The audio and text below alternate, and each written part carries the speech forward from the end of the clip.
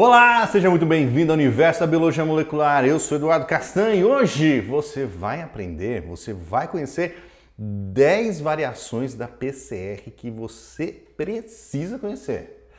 A sétima me deixou, de queixo caído. Aquelas coisas de internet, aqueles clickbait. Não, mas aqui não tem clickbait nenhum. Todas são legais, não é só a sétima não. Você vai conhecer todas essas variações da PCR aí, mas fique comigo, eu vou rodar a vinheta. Enquanto roda a vinheta, você se inscreve no canal, não deixe de se inscrever. E se você assistir esse vídeo, chegar lá no final, gostar, deixa seu like, deixa um comentário, compartilha com alguém que você me ajuda o Universo da Biomol, eu vou conseguir fazer mais vídeos, entregar vídeos para mais pessoas, você ajuda outras pessoas e essa roda não para de girar. A gente se vê daqui a pouco, depois da vinheta.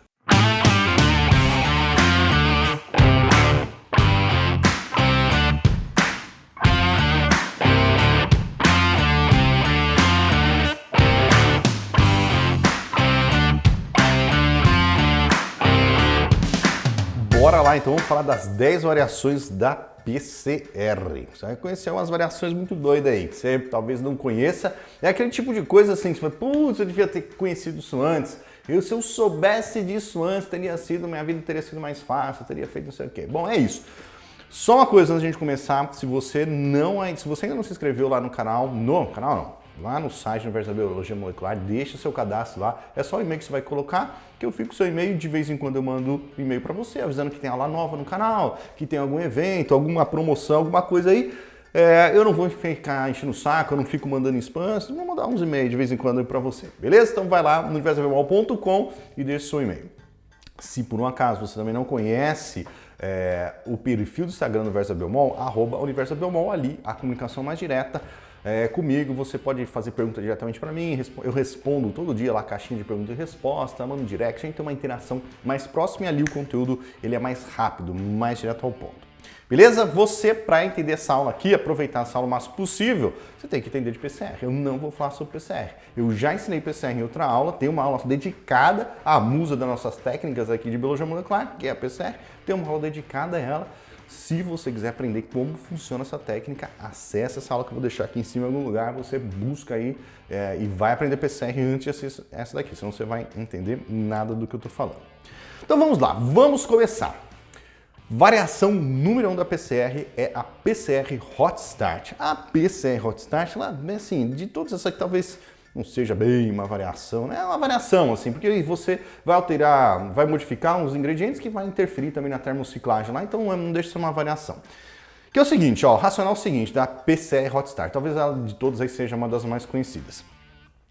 Muito interessante, é uma estratégia muito interessante. Na PCR, o que dá a especificidade para a PCR? Na reação convencional de PCR, o que dá especificidade à reação? São os primers, né? Os primers são desenhados de maneira específica para anelar as extremidades do alvo que você quer amplificar, né? Ele é desenhado de tal maneira que só o alvo, teoricamente só o alvo deve amplificar. Então quem dá a especificidade para a reação são os primers. Mas não são só os primers que são responsáveis pela especificidade. A DNA polimerase também. Porque é o seguinte, primer, ele vai se anelar, ele tem uma temperatura ótima de anelamento aí que varia de acordo com a sua sequência, pode ser 55, 60, 65 graus Celsius, vai ter uma temperatura ótima de anelamento dos primers, que a hora que você coloca essa temperatura ele se anela ali e é um dos passos, inclusive, da PCR, correto? Só que os primers, eles não se anelam somente em sua temperatura ótima de anelamento, eles se anelam em outras temperaturas também, um pouco mais alto, um pouco mais baixo, inclusive em temperatura ambiente. Então o indivíduo que está ali montando a sua reação de PCR na bancada, sem ser no gelo, né, em temperatura ambiente, e ele coloca os primers, ele coloca o DNA, coloca os primers, coloca o tampão, coloca tudo ali, o que vai acontecer? O primer, mesmo em baixa temperatura, ele vai encontrar complementariedade em algum lugar, ele vai se anelar. Só que quanto mais baixa a temperatura, menos específico é o anelamento do primer. Então se você trabalha na temperatura ótima de anelamento, ele vai se anelar especificamente. Em temperaturas mais baixas, como a 25 graus Celsius, por exemplo, temperatura ambiente, ele vai encontrar complementariedade ali, vai se anelar parcialmente em algumas regiões e não são necessariamente as regiões alvo, a região alvo que você vai amplificar. Vai se anelar em outras regiões e ao longo do genoma vai anelar um primer no outro também. Ele pode, um primer, se associar ao outro, né? É o DNA fita simples, ele pode encontrar complementariedade parcial ali entre um outro primer, eles se anelam formando uma estrutura chamada de dímeros de primer, que é uma estrutura dupla fita ali, né? Ou ele vai se anelar em qualquer outra região ali, não apenas no alvo que você vai amplificar. Uma outra coisa interessante é que a DNA polimerase que a gente utiliza na reação, ela funciona, só temperatura ótima de funcionamento, né? Quando ela incorpora o nucleotídeo aí na velocidade mais rápida, é a 72 graus Celsius. Mas isso não quer dizer que ela também não funciona a outras temperaturas. Ela funciona a 60, 50, ela funciona inclusive a 25 graus Celsius, temperatura ambiente. Então, quando o primer, você está montando a reação, o Divio está montando a sua reação lá em temperatura ambiente, o primer se liga de maneira inespecífica em diferentes regiões do alvo, diferentes regiões daquele genoma que tem ali dentro, da amostra de DNA, um primer se liga no outro, formando a estrutura de dupla fita necessária para que a DNA polimerase comece a incorporar nucleotídeo. A DNA polimerase ali em baixa temperatura encontra aquela estrutura dupla fita e vem incorporando nucleotídeo, só que incorporando nucleotídeo de coisas inespecíficas, do alvo provavelmente, mas de outras regiões inespecíficas também. Esses pequenos fragmentos que são gerados ali em baixa temperatura, eles contêm as regiões de anelamento do primer. Afinal, eles foram gerados a partir do primer. E a hora que a PCR começar lá de verdade mesmo, nas condições adequadas, aqueles pequenos fragmentos que foram gerados de maneira inespecífica, eles serão amplificados. E eles vão ser amplificados desde o começo da reação, eles vão ser amplificados de maneira exponencial, gerando grande quantidade desses negócios inespecíficos lá no final da PCR. Vai ter o alvo sendo amplificado, mas vai ter um monte de outra coisa ali que é inespecífica, que não deveria estar ali, mas está e está gerando um fragmento. Então ele vai, consequentemente, o que vai acontecer? Vai diminuir a eficiência da reação, você vai consumir reagentes com essas coisas que não interessam, primers, DNA polimerase, então muda a dinâmica da reação. Então, essa condição, ela é péssima, ela é terrível. Então, é ideal você trabalhar, sempre montar sua reação no gelo. Mas existe uma alternativa. Bom, eu falei um monte de coisa aqui, que está tudo aqui, ó. Então os primers se anelam, inespecificamente em temperatura baixa, a sua temperatura ótima de anelamento. E as DNA polimerases também funcionam em temperaturas baixas, não é só 72 graus Celsius.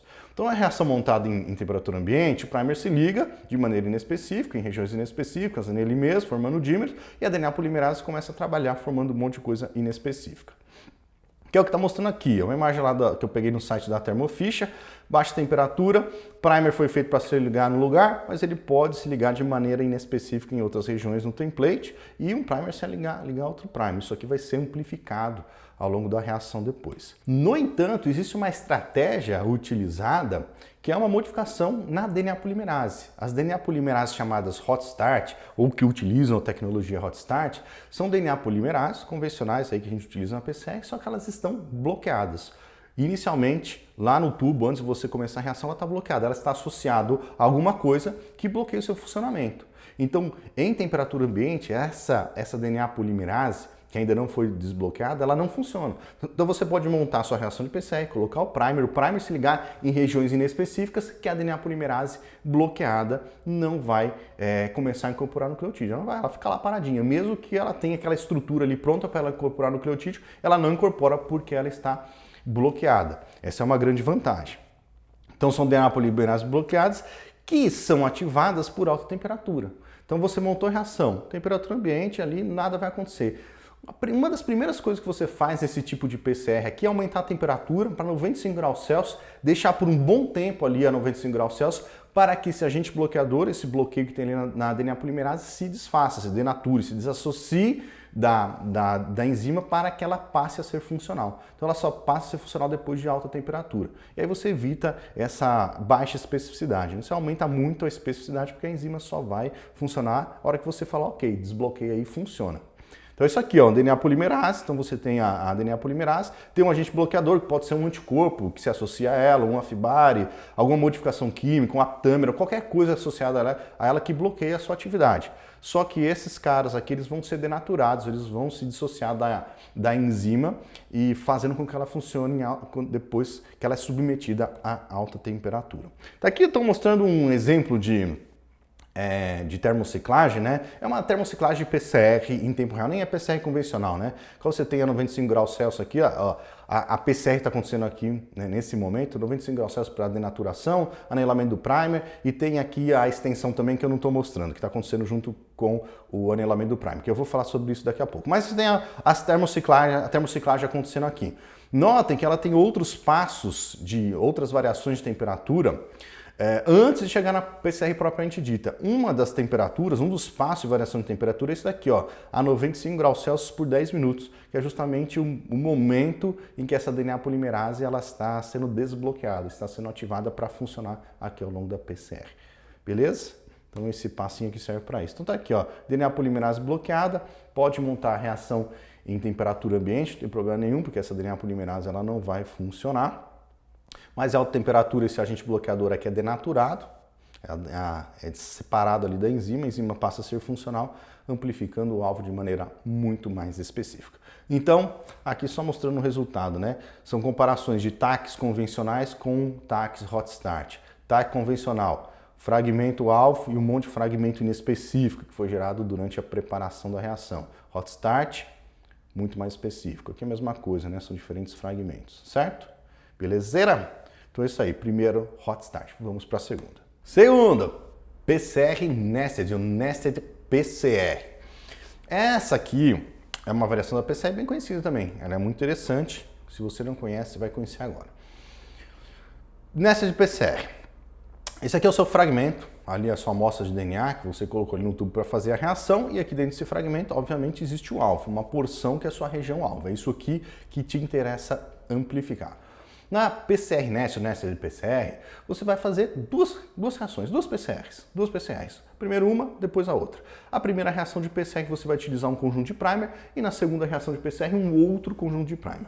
Nessa primeira rodada de PCR, na primeira reação que você vai fazer das duas, você vai utilizar primers que se associam às extremidades fora do seu alvo. O seu alvo é isso aqui que você quer. Mas na primeira rodada, na primeira rodada de PCR, nessa primeira reação de PCR, você vai utilizar primers específicos, só que se anelam às extremidades fora do seu alvo. Aí você vai fazer a PCR, a primeira rodada vai amplificar isso aqui de maneira específica, beleza? Gerando esse fragmento que é um pouco maior que o seu alvo, né? Esses primers eles não precisam estar exatamente colados aqui com a sua sequência alfa, eles podem estar um pouco mais distantes, não tem problema nenhum. Mas o importante é que você vai gerar o seu fragmento alfa e um pedaço a mais, que você não quer, você vai eliminar daqui a pouco, entendeu? Então tá aqui o seu fragmento alvo mais essa extremidade extra aí que você gerou. Aí você vai para uma segunda rodada de amplificação. Dessa vez você vai pegar o produto da primeira PCR, o produto da primeira PCR, vai dar uma diluída ali, talvez tenha que fazer alguma purificação ou não, depende das suas condições. E você vai para a segunda rodada utilizando outro conjunto de primer, só que desta vez os primers se anelando especificamente ao seu alvo, certo? E aí você vai amplificar isso aqui gerando somente o seu alvo. É um sistema muito interessante, são duas PCRs uma seguida da outra, muito interessante em duas situações muito particulares, em duas condições muito específicas e acontecem com frequência que você resolve utilizando essa estratégia, que é o seguinte: utilizando essa estratégia aqui, você aumenta a especificidade. Então a outra estratégia é aumentar a especificidade, porque imagine que por alguma razão esses seus primers aqui que você quer desenhar, esse fragmento alvo que você quer amplificar, você não consiga desenhar primers extremamente específicos. Você desenhar primer, que é uma região difícil de desenhar primer por alguma razão. Esse primer que você desenhou, que deveria se amplificar somente aqui, ele também se amplifica, se liga em outras regiões ali do genoma, ele amplifica coisas que ele não deveria. Por alguma razão, um primer difícil de desenhar. Então o que você faz? Você desenhou outros primers antes, os primers mais abertos, aqui mais distantes da sua região alvo. Quando você faz essa primeira rodada de amplificação, a primeira, né, não essa aqui. Quando você faz essa primeira rodada de amplificação, o que você fez? Você tirou todo o resto que não te interessa. Você tirou todas as outras porções do genoma que eventualmente poderiam se anelar aos seus primers.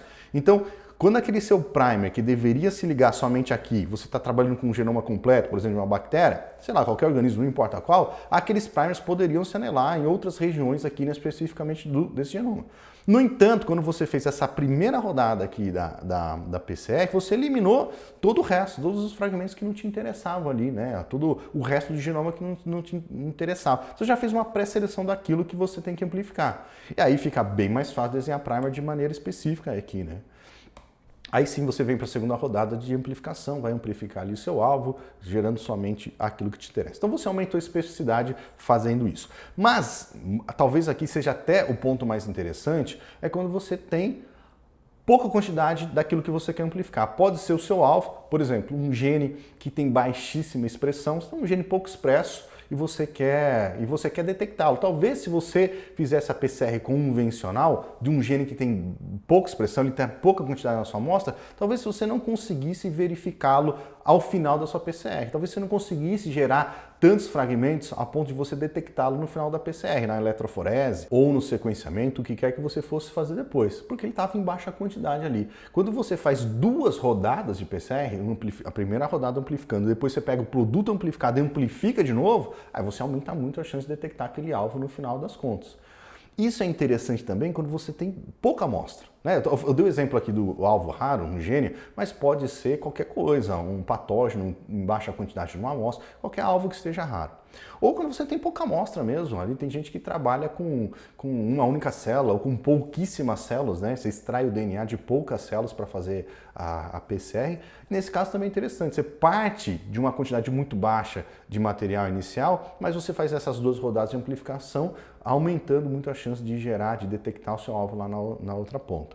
Então, essas são condições nas quais a PCR nested ou a nested PCR ou a PCR aninhada, algumas pessoas podem falar também, é muito interessante. Então, essa técnica é bastante interessante.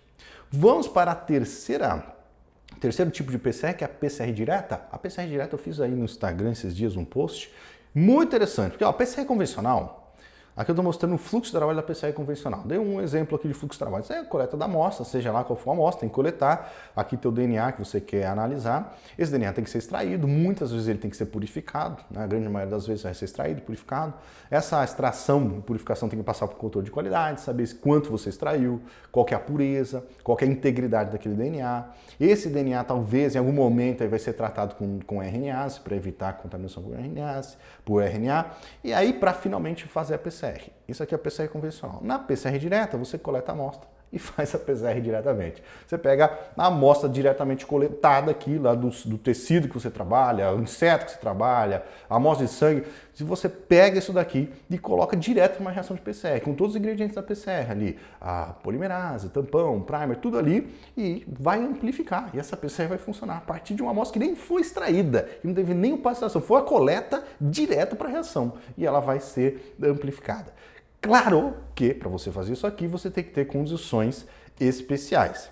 Então você vai utilizar um tampão especial, que tolera a presença de inibidores, são condições de PCR que toleram a presença de inibidores, mas mais do que isso, é um tampão que vai permitir a extração do DNA. A extração vai acontecer, só que ela vai acontecer durante a PCR.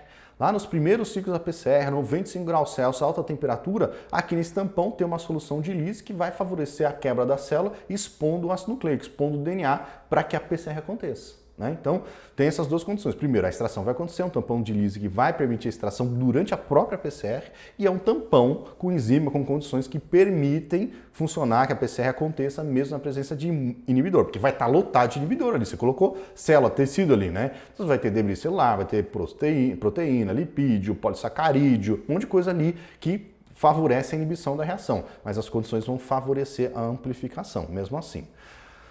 Neste caso aqui, além do tampão, as condições ideais, você tem que trabalhar com uma DNA polimerase, que talvez seja o gargalo, que é o maior gargalo, né, desse sistema.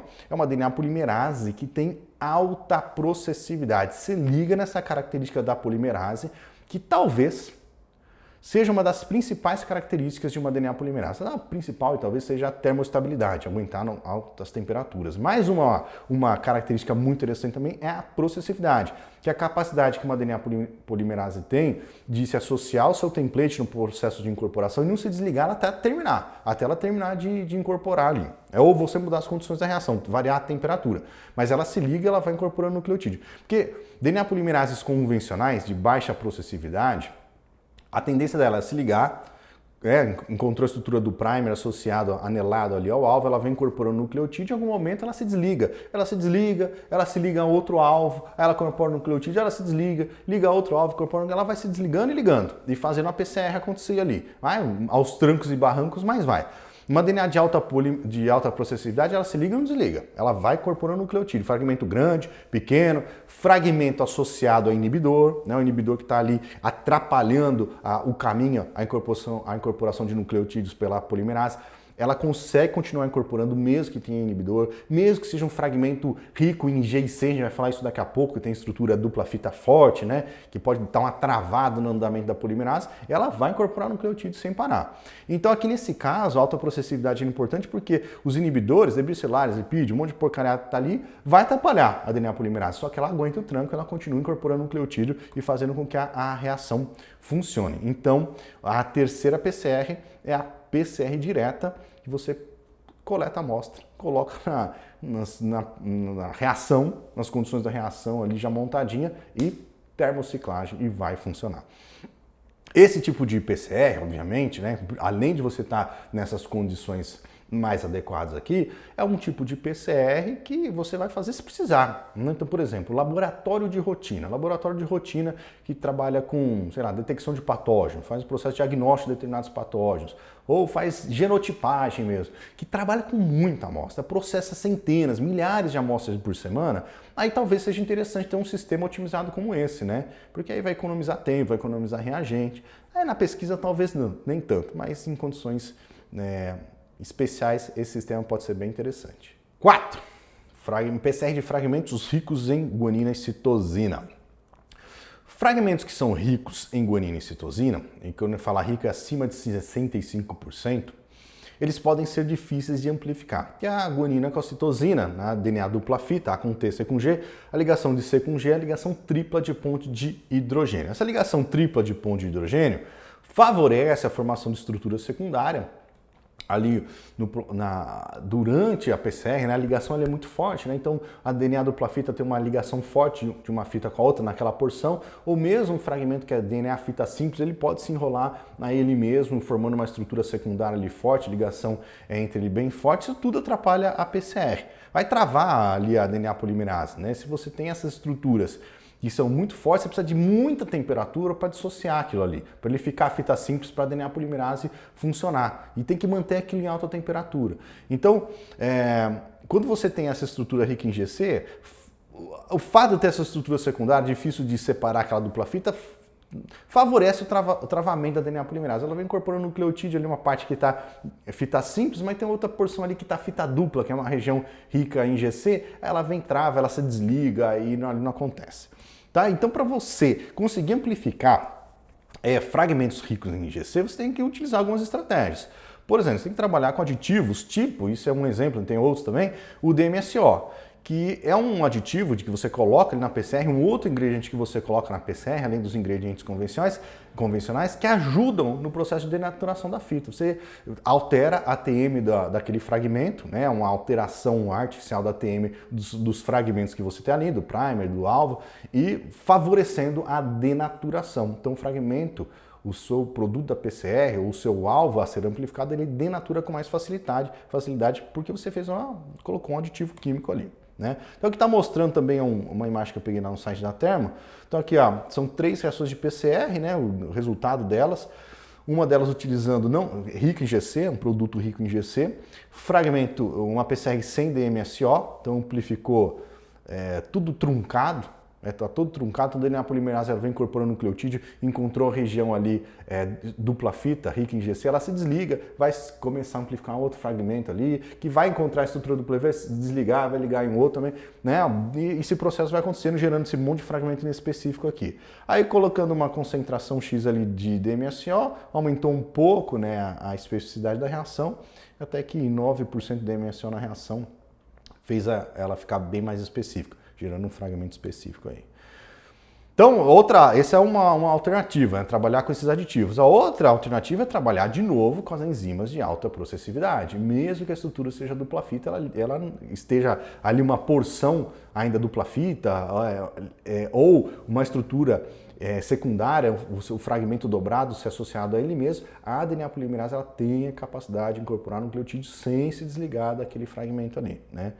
E a outra alternativa é você trabalhar com enzimas de hipertermostabilidade. A gente trabalha com enzima termoestável, já que a 95 graus Celsius ela não denatura. Mas tem enzimas que aguentam mais temperatura ainda, tipo 98 graus Celsius. Isso é interessante porque quanto mais alta a temperatura, mais facilmente você desfaz essas estruturas secundárias, né? Mesmo das regiões ricas em GC. Então, quanto mais você aumenta a temperatura, mais frouxas ficam essas ligações, essas estruturas secundárias, ligação dupla fita das regiões ricas em GC. Então, só que a enzima tem que aguentar essa alta temperatura também. Então, tem algumas enzimas de hipertermostabilidade que podem ser utilizadas. Ou você pode combinar aí essas 3 estratégias. Estou aqui mostrando essas enzimas de hipertermoestabilidade, mesmo amplificando vários fragmentos ali, mesmo super ricos em GC. Número 5, PCR Touchdown. A PCR Touchdown também é uma estratégia muito interessante de aumento de especificidade da reação. Aqui, para você aumentar a especificidade nesse caso, nós vamos trabalhar com variação da temperatura de anelamento. Primer dá especificidade, mas ele tem uma temperatura ótima de anelamento. Agora, se liga nesse racional.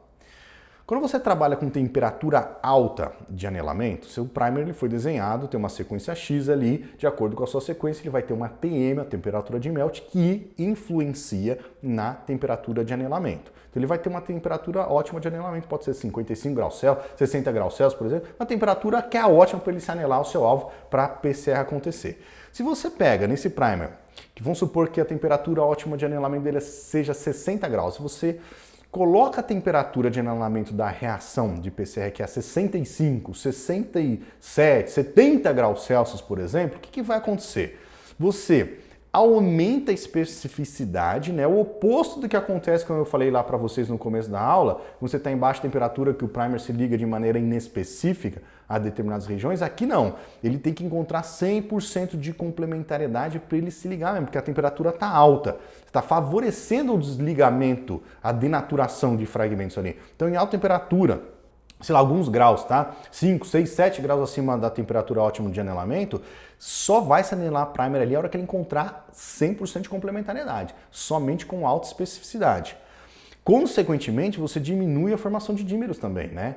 Um primer, para ele se ligar a outro primer formando os dímeros, é uma ligação meia boca que ele faz ali, porque ele tem uma complementariedade parcial. Então, em alta temperatura, dímero se desfaz. Você perturba a dinâmica de ligação de um primer com o outro, né, favorecendo o desligamento dele, desfavorecendo a formação de dímeros. Então, são características positivas você trabalhar com temperatura de anelamento alta, mas existe um ponto negativo, que é o menor rendimento da reação. Justamente você está em alta temperatura e o primer com 100% de complementar, só a hora que ele encontra ali na condição ideal específica, ele vai se anelar, você acaba diminuindo o rendimento da reação. Porque a PCR, isso aqui, ó, só para você saber, um primer, quando ele começa a se incorporar em temperatura de anelamento convencional, a ótima de anelamento, né? Quando ele começa a se incorporar, se anelar ali ao alvo, a DNA polimerase já encontra aquela estrutura e começa a incorporar nucleotídeo, né? Então, mesmo que esteja um anelamento parcial do primer, em condições ótimas de funcionamento, a DNA polimerase vem, encontra aquilo ali. Se a extremidade 3' está ligada já do primer, ela começa a incorporar nucleotídeo. Aqui você diminui o rendimento porque o primer tem que estar 100% ligado na região específica mesmo, aí só assim que você vai ter a formação de fragmento. Então você diminui um pouco a taxa de amplificação, o rendimento da PCR. Né? Então guarde esse racional. Aqui então aumentando a temperatura, você aumenta a especificidade, diminui a formação de dímero, só que diminui o rendimento também. Tá? Na PCR Touchdown, o que você vai fazer? No primeiro ciclo da reação, você coloca uma temperatura de anelamento 5, 6, 7 graus, aí, alguns graus acima da temperatura ótima de anelamento. Exatamente o que eu expliquei. Então você vai, no primeiro ciclo da PCR, favorecer isso aqui. Aumentar a especificidade, diminuir o rendimento da reação. Só que conforme a reação for acontecendo, a cada ciclo seguinte na reação, você baixa 1 grau nessa temperatura de anelamento. Os equipamentos, tem equipamento que permite você fazer essa modificação na termociclagem, né? Você começa as condições de termociclagem convencionais ali para a sua reação, né? Só que a temperatura de anelamento está 5, 6, 7 graus acima do ideal. No ciclo, então o primeiro ciclo vai funcionar dessa maneira. No segundo ciclo, você vai fazer exatamente a mesma coisa, só que em vez de estar lá naquela temperatura altíssima de anelamento, você baixa 1 grau, diminui um pouquinho, abaixou 1 grau no segundo ciclo. No terceiro ciclo, você faz a mesma coisa, baixa 1 grau na temperatura de anelamento. Você vem baixando grau a cada ciclo da PCR você baixa 1 grau na temperatura de anelamento. Então você vai diminuindo essas condições, você vai diminuindo a especificidade e vai aumentando o rendimento da reação. É isso que você faz quando você faz a PCR Touchdown. Então faz a redução da temperatura de anelamento em 1 grau Celsius a cada ciclo, até chegar na temperatura ótima de anelamento. Sei lá, 60 graus Celsius, vamos supor que seja esse caso. Chegou nos 60 graus Celsius, você segue ao resto da PCR com a temperatura ótima de anelamento. Então o que está acontecendo quando você faz isso? Você sacrifica um pouco o rendimento da sua reação de PCR nos primeiros ciclos em troca de especificidade. Então, nos primeiros ciclos, você garante altíssima especificidade, só está gerando um fragmento alvo mesmo, só que a reação está ali menos eficiente, tá? Diminui um pouco a eficiência. Só que aí que está o grande lance. Como nesses primeiros ciclos você amplificou somente aquilo que te interessa, com altíssima especificidade, são esses fragmentos que já estão em certa quantidade no começo da PCR que serão amplificados de maneira exponencial. Eles vão ser amplificados de maneira exponencial, já desde lá do primeiro ciclo da PCR, e aqueles fragmentos lá depois do quinto, sexto, sétimo ciclo de PCR, quando já atingiu a temperatura ótima de anelamento, que eventualmente tem um fragmento ou outro ali inespecífico sendo formado, ele vai ser também amplificado de maneira exponencial, só que ele já está 7 ciclos atrás dos fragmentos que começaram lá no começo da PCR, que foram gerados lá no começo da PCR. Essa diferença de 7 ciclos aí, por exemplo, quando a gente está falando de algo que acontece de maneira exponencial, lá na frente, os fragmentos específicos que foram gerados desde os primeiros ciclos da PCR, eles estão em maior quantidade, tão maior quantidade no final da PCR em relação aos fragmentos menos específicos que foram gerados depois do sétimo, oitavo, 10º ciclo lá na PCR, que a quantidade deles é tão maior que é muito mais significativa a quantidade.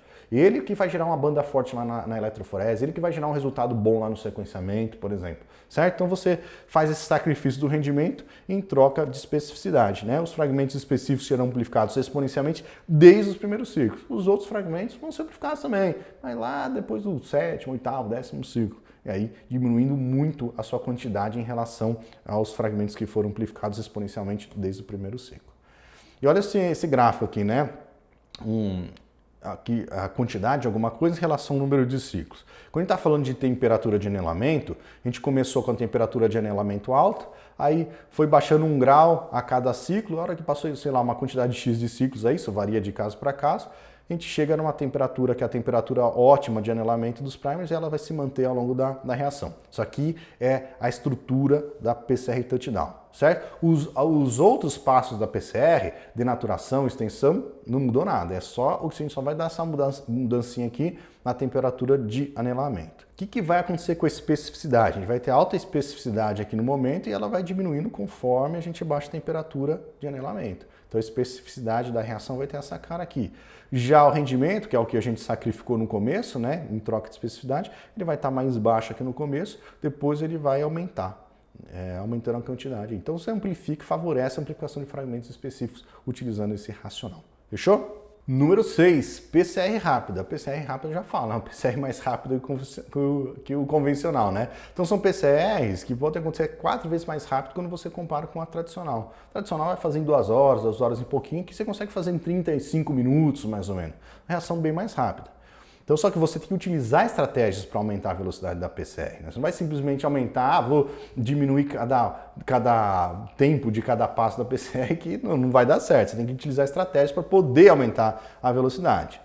Primeira coisa, um dos gargalos de tempo da PCR é a extensão, né? Trabalha com fragmento ali, você tem que deixar um tempo, a extensão acontecendo para a DNA polimerase incorporar o nucleotídeo de maneira complementar. Então você vai amplificar, para você conseguir ganhar tempo numa PCR mais rápida, tem que trabalhar com fragmentos pequenos. Fragmentos com menor do que 500 pares de base, você consegue diminuir o tempo de extensão dela, porque são fragmentos pequenos, rapidinho ali você faz a extensão. Então trabalhar com fragmentos pequenos favorecem o ganho de tempo, porque eles não demandam muito tempo de extensão. Outra estratégia, você trabalhar com primers, ali 60 graus Celsius, 65 graus Celsius. Por quê? Porque você pode combinar primers que tem essa temperatura de anelamento aqui, o passo de anelamento junto com o passo de extensão. Eu falei para você que a DNA polimerase incorpora o nucleotídeo na velocidade máxima ali a 72 graus Celsius. A gente viu lá atrás que não necessariamente só 72 graus Celsius. Se você tem uma reação que está, uma extensão que está a 60 graus Celsius, 65 graus Celsius, a DNA polimerase incorpora também. Numa velocidade um pouco mais lenta, mas incorpora. Então, quando você tem uma temperatura de anelamento ali próximo a 60, 65 graus Celsius, você pode eliminar a variação de temperatura para 72 graus Celsius, porque você colocou o primer a 60. O primer vai se ligar e mantém ali a 60 por mais tempo, a DNA polimerase vem incorporando o nucleotídeo. Se você estiver trabalhando com fragmento pequeno, isso não é um problema. Ela trabalhar numa velocidade um pouco mais lenta. Então a temperatura de anelamento e a temperatura de extensão acontecem. O passo de anelamento e o passo da extensão acontece na mesma temperatura, 60, 65 graus Celsius. Você economiza a variação de temperatura para 72, né? Você economiza esse tempo.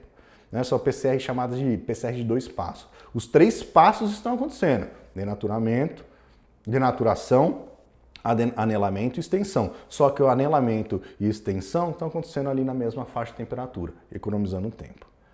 Terceira estratégia, utilizar a enzima de alta processividade. Então, um dos gargalos de tempo é isso, né? A enzima se liga, começa a incorporar nucleotídeo, ela se desliga, vai se ligar em outro lugar, incorpora nucleotídeo. Essa taxa de desligamento da enzima interfere no tempo. Se você tem uma enzima que se liga e não solta mais, vai incorporando nucleotídeo, você economiza tempo, né? Tem economia no tempo. O ideal é combinar os 3, né? As 3 estratégias ao mesmo tempo, aí você tem uma PCR que vai de 2 horas para 35 minutos, 30 minutos, dependendo da sua situação. Sétimo, PCR multiplex. PCR multiplex, quando você, mais do que um alvo está sendo amplificado numa mesma reação. Quando 2 ou mais alvos são amplificados na mesma reação. Você faz uma PCR, você desenha um par de primer para amplificar um determinado alvo, mas o que te impede de trabalhar com 2 pares de primer, 3 pares de primer, cada um amplificando o seu alvo? Dá para fazer. Então, para fazer multiplex, é necessário utilizar 2 ou mais conjuntos de primer. Que é o que eu estou mostrando aqui, ó, na reação. Em vez de você trabalhar com um par de primer, você trabalha aqui, nesse meu caso, estou mostrando 3, né? 3 pares de primer. Um par de primer específico a um determinado alvo, outro par de primer específico a outro alvo, outro par de primer específico a outro alvo, e cada um deles vai ser amplificado individualmente, né? Tá tudo acontecendo no mesmo ambiente, mas cada alvo vai ser amplificado individualmente, como se eles tivessem sido amplificados, sendo amplificados em reações separadas, em poços separados, em tubos separados, mas está acontecendo tudo do mesmo ambiente. Para fazer multiplex, não basta simplesmente você desenhar primers e misturar tudo ali para amplificar os 3 alvos aqui no meu exemplo, 2 alvos, 4 alvos de uma vez. Tem que considerar algumas coisas. Primeiro, considerar a diminuição do rendimento da PCR para cada alvo. Tem um conjunto de consumíveis sendo consumidos para todos aqueles alvos, né? Então a PCR para cada um dos alvos vai ser um pouco menos eficiente. Você vai gerar menos alvo, né? Menos amplicon, menos produto de PCR para cada um deles. Tem que considerar isso. Os primers, eles devem ser desenhados com atenção especial, porque um primer ele pode se associar a outro primer quando você está desenhando, né? Você está ali trabalhando, seu desenho de primer e tal, para um determinado alvo, você tem que considerar a possibilidade de um primer se ligar com o outro, né? Óligos nucleotídeos que se interagem entre eles. Se você está trabalhando com 4 óligos, com 6 óligos, 8 óligos numa mesma reação, você aumenta a probabilidade daqueles óligos, daqueles primers se associarem entre eles, se interagirem entre eles, formando estrutura dupla fita, que vai diminuir o rendimento, vai dar pepino ali. Você aumenta a probabilidade de algum daqueles primers se associar em regiões inespecíficas. Então, o desenho do primer tem que ser feito com mais cuidado. Obviamente, você tem que trabalhar com temperatura de anelamento semelhante entre eles, porque você vai trabalhar, vai fazer uma mesma reação, né, para todos aqueles alvos, então a temperatura de anelamento tem que ser semelhante. Não dá para você ter um alvo com um primer, temperatura de anelamento 65 graus Celsius e o outro a 55, não dá. Tem que ter uma variação de mais ou menos até 5 graus Celsius de temperatura de anelamento entre os primers, dá para trabalhar. Eles devem gerar amplicons de tamanhos distintos para você conseguir diferenciá-los lá na eletroforese. Cada um vai gerar uma banda diferente, né? Um tamanho diferente, você consegue diferenciá-los ali. É recomendado, não é obrigatório, mas eu recomendo trabalhar com um tampão otimizado, com condições otimizadas para multiplex e enzima hot start também para evitar amplificação inespecífica. É um sistema muito mais prático e nem sempre ele é recomendado. Ele é recomendado quando você trabalha em condições de ter muita amostra e pouco alvo. São sempre os mesmos alvos, você trabalha sempre com os mesmos 4 alvos, por exemplo, mas você recebe um monte de amostra. É o caso do Covid, por exemplo, os testes de Covid baseado em PCR em tempo real, mesmo racional aqui. Ele é multiplex, tem uns que são triplex, quadruplex, vão amplificar 3, 4 alvos, tudo na mesma reação. Então são sempre aqueles alvos, mas vem a amostra do mundo inteiro, a amostra do Brasil inteiro para os laboratórios processarem. Então nessas condições aí vale a pena. PCR longa, quando você vai amplificar fragmentos de mais de 5.000 pares de bases. Até 1.000 pares de bases dá para fazer PCR sem muitos problemas. A partir de 1.000 começa a ficar difícil, a partir de 5.000 o bicho pega. Porque é por conta justamente da processividade. DNA polimerase que se liga ali e vai se soltando. É difícil amplificar fragmentos longos. Então, PCR longa é recomendado trabalhar com enzimas de alta processividade e de alta fidelidade. Né? Se você tem um fragmento longo, você tem maior chance de uma DNA polimerase incorporar nucleotídeo de maneira errada. Então, quando você trabalha fragmento longo, é interessante trabalhar com enzimas de alta fidelidade também. Não esqueça de considerar que fragmentos muito longos, 20.000 pares de bases, por exemplo, vai ter reações de longa duração, né? Que pode levar mais de 10 horas, porque o tempo de extensão ele é maior. Se tem um fragmento de 20.000 pares de base, tem que ficar um tempão estendendo para formar o fragmento de 20.000 pares de base. Então o tempo de extensão aqui ele vai ser maior, passando até, em alguns casos, de 10 horas. Número 9, PCR inversa. A PCR inversa é uma estratégia utilizada quando você quer identificar uma sequência desconhecida próxima a uma sequência conhecida. Você tem um determinado alvo ali, sua sequência é conhecida, uma porção dela é conhecida, mas existe uma região ali perto dela que é desconhecida e você quer descobrir, quer saber a sequência de nucleotídeo. Por exemplo, você tem um gene e quer descobrir a região promotora daquele gene. Você conhece a sequência do gene, você quer saber qual é a região promotora do gene. Ou você tem um evento de fusão gênica, você tem uma porção ali conhecida e você quer identificar onde teve a fusão gênica, e assim por diante. Racional como esse. Pega essa imagem também, peguei lá no site da Thermo. Você tem aqui a sua sequência conhecida, que está em verde, e as regiões ao redor da sua sequência conhecida, que é desconhecida, e você quer descobrir, quer saber qual que é a sequência de nucleotídeo. Em verdinho você sabe, em roxo você não sabe. Você vai submeter este fragmentinho aqui à digestão com enzima de restrição, esperando que a enzima de restrição, uma enzima de restrição específica, né, vai encontrar um sítio de restrição ali próximo daquela sua região conhecida. Então ela vai cortar aqui, né, você está na esperança que aconteça um corte aqui, por exemplo, e um corte aqui. E não é uma enzima de restrição qualquer, uma enzima de restrição específica de tal maneira que você, ao fazer o processo de digestão, gere extremidades coesivas, que esse fragmento aqui, ele seja complementar a esse fragmento. Então, em condições ideais, com temperatura ideal, com enzima também, vai precisar de uma ligase aqui, você consegue ligar esse fragmento nesse, circularizando este fragmento. E aí você faz a PCR a partir da sua região conhecida. Você conhece a região, você pode desenhar primers aqui e a amplificação vai acontecer no sentido inverso ao centro do seu fragmento conhecido, né? Você vai amplificar essa região aqui que é desconhecida. E aí você, amplificando essa região desconhecida, é só sequenciar. Você conhece as extremidades, aí fica fácil sequenciar. Põe isso aqui para sequenciar e vai descobrir a sequência ali no meio. Beleza? Então essa aqui é a PCR inversa. Número 10, PCR em tempo real. PCR em tempo real tem aula aqui no canal, vou deixar o link aqui para você, se você quiser saber como ela funciona, mas só para ter aqui, né? PCR em tempo real, a PCR convencional é a mesma coisa da PCR convencional, não muda muito. A diferença é que junto com os ingredientes da PCR, você vai colocar aqui um agente fluorescente. Esse agente fluorescente, ele vai aumentar de fluorescência conforme a PCR avança. Está aqui, o nível de fluorescência aumenta de maneira proporcional ao aumento do número de cópias do alvo ao longo da reação. Então é isso que vai acontecer. Ó. No começo da PCR, está ali o seu alvo, vai ter uma quantidade X de fluorescência, né, brilhando, aquele agente fluorescente ali brilhando uma quantidade, uma intensidade de fluorescência X, proporcional à quantidade do alvo. Conforme a PCR vai avançando e você vai amplificando o alvo, aquele agente fluorescente vai aumentando a intensidade da sua fluorescência, ele vai brilhando cada vez mais forte. Então, conforme a PCR vai avançando, você vai aumentando a quantidade do alvo e aumentando proporcionalmente a intensidade da fluorescência. E tem um equipamento, um sistema que é capaz de detectar esse aumento de fluorescência, detectar esse aumento de fluorescência aí ao longo da PCR. Por isso que ela é chamada de PCR em tempo real, que você consegue observar a amplificação do alvo em tempo real. A observação é feita por conta desse agente fluorescente. E de bônus, aqui nós vamos para a 11ª, que é a PCR digital. A PCR digital é uma reação de PCR em tempo real também, só que em vez dela acontecer num tubo ou numa placa, você coloca aqui todos os ingredientes da PCR em tempo real, todos eles, né, tudo que a gente viu, inclusive o agente fluorescente, pega essa reaçãozinha ali de alguns microlitros e separa e particiona em milhares de pequenas reações, são milhares de pequenas reações que você vai particionar. Algumas dessas partições vão receber o alvo a ser amplificado, algumas partições não irão receber. Quando você faz a PCR individualmente, em cada uma dessas partições, algumas delas vão gerar fluorescência, que tinha um alvo, e outras delas não vão gerar fluorescência porque não tinha um alvo. E aí você simplesmente faz a contagem de partições positivas em relação às partições negativas, faz a contagem das partições positivas, porque a quantidade de partições positivas ela é diretamente proporcional à quantidade do alvo que você tem na sua amostra. Então é um processo de quantificação, uma quantificação absoluta que você consegue fazer utilizando essa estratégia. A quantidade de partições positivas ela é diretamente proporcional à quantidade do alvo lá na amostra. Essa é a PCR digital, tem aula aqui da PCR digital, vou deixar aqui, tem aula prática inclusive da PCR digital aqui no canal, vou deixar para vocês aqui só exemplo de duas estruturas, de duas maneiras de fazer a partição.